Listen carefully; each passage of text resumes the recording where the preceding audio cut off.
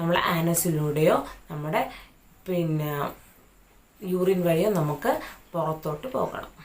Okay, ഈ ഒരു picture നിങ്ങളൊന്ന് നോക്കി വെച്ചാൽ നിങ്ങൾക്ക് മനസ്സിലാവും. ഇനി അടുത്തത് ഞാൻ പറയുകയാണെങ്കിൽ ഓറൽ കാവിറ്റി എന്ന് പറഞ്ഞപ്പോൾ നമ്മൾ നേരത്തെ പറഞ്ഞു. ഓറൽ കാവിറ്റി എന്താണ്? മൗത്തിൽ വരുന്നതാണ്. എങ്ങനെയല്ലാണ് മൗത്തിൽ നിന്ന് ഒരു ഫുഡിൻ്റെ സബ്സ്റ്റൻസ് എങ്ങനെയാണ് നമുക്ക് ഡൈജഷന് ഹെൽപ്പ് ചെയ്യുന്നത്? നമുക്കൊന്ന് പറഞ്ഞു നോക്കാം. മൗത്തിൽ നടക്കുന്ന 2 പ്രോസസ്സാണ്. ഒന്ന് മാസ്റ്റിക്കേഷൻ.